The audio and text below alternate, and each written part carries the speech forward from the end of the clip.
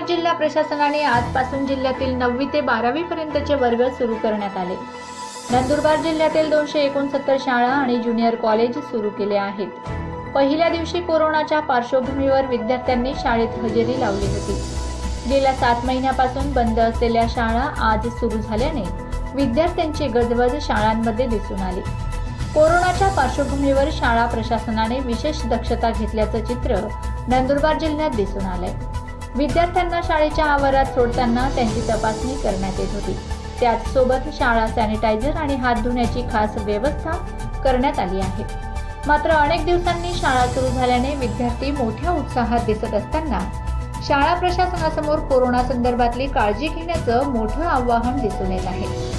Social distance आणि इतर गोष्टी संदर्भात काळजी घेतली जात असली तरी वाढत्या कोरोना रुग्णांच्या संख्येमुळे पालकांमध्येही चिंतेचं वातावरण असल्याचं चित्र दिसून आलं। यंदाच्या शैक्षणिक वर्षात 8 महिन्यानंतर कोरोनाच्या छायेत जिल्ह्यातील शाळांमध्ये आज सोमवारी पहिल्यांदाच 9वी ते 12वी पर्यंतचे वर्ग सुरू करण्यात आले।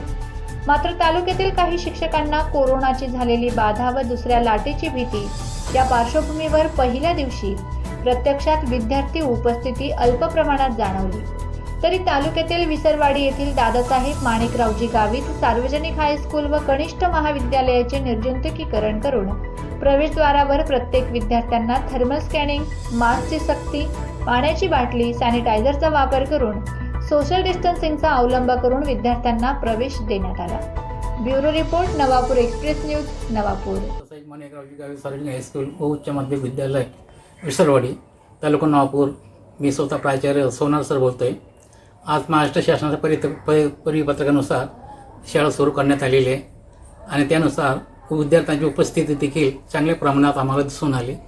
सकाळी आम्ही प्रत्येक विद्यार्थ्याची थर्मल स्कॅनर व सॅनिटायझर करून आम्ही नंतर चेकिंग करून विद्यार्थ्यांना वर्गात पाठवलं आणि त्यांना प्रत्येक विद्यार्थ्याला आपण मार्गदर्शक सूचना देखील आम्ही दिलेल्या आहेत।